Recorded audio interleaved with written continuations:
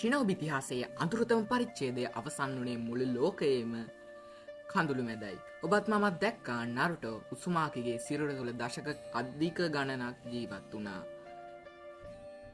එහෙම බලවේගය කුරාමා සදහටම සමුගන්නා ආකාරය නරුටෝ සහ කුරාමා අතර තිබුණේ සතික් සහ ස්වාමියෙක් අතර බැඳීමක් නෙමෙයි. ඒක එකම ආත්මයක් කොටස් දෙකකට බෙදුනා වැනි ගැඹුරු සහෝදරත්වයක්. නමුත් ගායිස් මහා බලවේගයන් කිසිදා ශුන්‍ය වෙලා යන්නේ නැහැ. ලොවෙන් එහා අපි අද හෙළි කරන්නේ ඔබ මෙතෙක් දැන සිටි කුරාමාටත් වඩා අභිරහස් තහනම් පරිණාමය ගැනයි. කුරාමාගේ මරණය අවසානයක්ද නැත්තම් මෙය තවත් මහා විනාශයක ආරම්භයක්ද? අද අපි දිගහරින්නේ නවවල්ගේ නරියාගේ නොකී කතාව.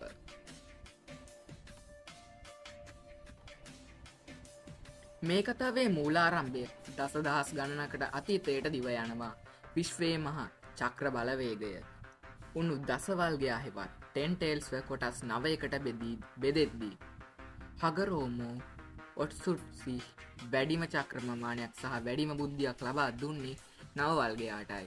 ඔහුට කුරාමා කියන නම ලැබුණේ එතනදී. කුරාමා කියන්නේ හුදෙක් ශක්තියක් විතරක් නෙමේ. ඔහුට මනුෂ්‍ය හැඟීම් තේරුම් ගන්න පුළුවන්. ඒත් වසර දහස් ගණනක් තිස්සේ මිනිසුන් ඔහු සැලකුවේ විනාශකාරී ආයුධයක් විදිහට. මේ නිසා කුරාමා තුළ මනුෂ්‍ය වර්ගයා කෙරෙහි දැඩි වෛරයක් වගේම ක්‍රෝධයක් නිර්මාණය වුණා. ඒ වෛරය කෙතරම්ද කියනවනම් තමන්ගේ හිමිකරුවා වුණ නරුටෝව පවා මරණයට ඇද දමන්න ඔහු එක කාලයක උත්සාහ කළා. නමුත් දෛවයේ ලියවී තිබුණේ ඊට වඩා වෙනස් විදිහකටයි. කුරාමා කොච්චර බලවත් වුණත් ඔහුට මුහුණ දෙන්න බැරි වුණා එකම දේ රහසක් තිබුණා. ඒ තමයි උචිහා වංශයේ ෂෙයාරින්ගන් ඇස. මේක කුරාමාගේ ජීවිතයට තිබුණු ලොකුම වේදනාවයි. මදාර උචිහා හා ඔබිටෝ උචිහා තමන්ගේ ෂෙයාරින්ගන් බලයෙන් කුමාරාව ජෙන්ට්සු එකකට හසු කළා. තමන්ට ඕන විදිහකට රූකඩයක් වගේ පාවිච්චි කළා. මේ පාලනය කොච්චරම් දරුණුද කියනවනම් කුරාමාගේ සිහිය සම්පූර්ණයෙන්ම නැති වෙලා ඔහුගේ දැස් තුළ ෂෙයාරින්ගන් සලකුණ මතුවෙනවා. තමන්ගේ නිදහස අහිමි වෙලා තමන් ලවාම තමන්ගේ මව්ගම්මානයේ විනාශව කරපු එක ගැන කුරාමාගේ තුළ තිබුණේ දරාගත නොහැකි වේදනාවක්. ඒ නිසායි ඔහු උචිහා වංශයට වගේම ශිනෝබි ලෝකයට එතරම් වෛර කරන්නේ. නමුත් කුරාමාව දරා සිටීමට හැමෝටම බැහැ. ඒ සඳහා අතිමහත් ජීව ශක්තියක් අවශ්‍යයි. මෙතනදි තමයි උසුමාකි වංශයේ ඉතිහාසයට එක් වෙන්නේ. ප්‍රථම භාරකාරිය මිටෝ උසුමාකියෙන් පස්සේ කුෂිනා උසුමාකි වෙතට අවසානයේ නරුට වෙතට මේ බර පැටවෙනවා. විශේෂ කරුණ තමයි මිනාටෝ නැමිකාසේ විසින් කුරාමාව දෙකට බෙදීම සිදු කළා. කුරාමාගේ බලය කොච්චරම් වැඩිද කියනවනම් බිලිඳු නරුටෝ ඒ මුළු බලයම දරාගන්න බැරිවෙයි කියලා මිනාටෝ බය වුණා. ඒ නිසා ඔහු කුරාමාගේ යියෙන් කොටස මරණයේ දෙවි යාට බිලිදීලා යැන් කියන කොටස විතරක් නරුටෝගේ ශරීරය තුළ සිර කරා.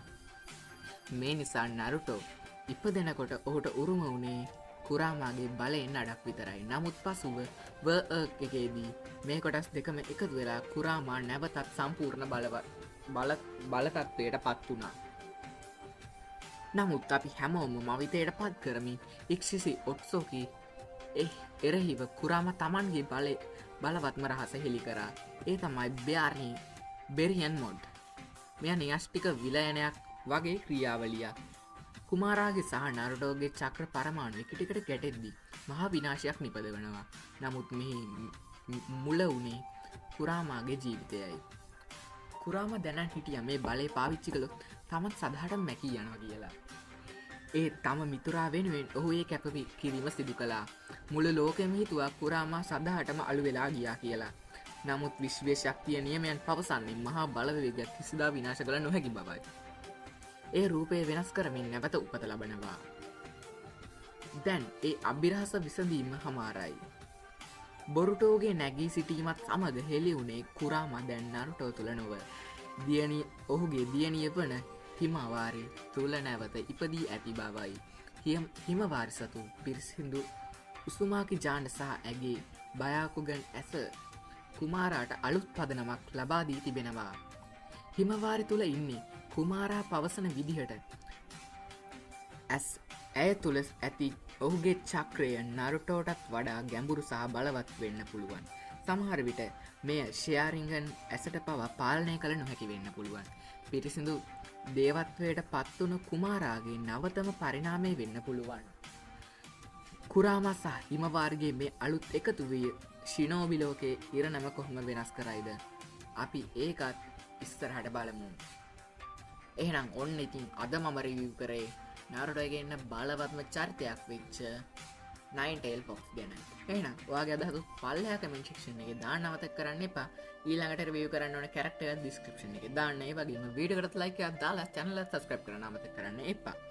ඒ වගේම මම අලුතෙන් Facebook page එකක් වගේම TikTok page එකකුත් පටන් ගත්තා. ඒකටත් support එකක් දෙන්න. එහෙනම් කට්ටියටම ජය වේවා.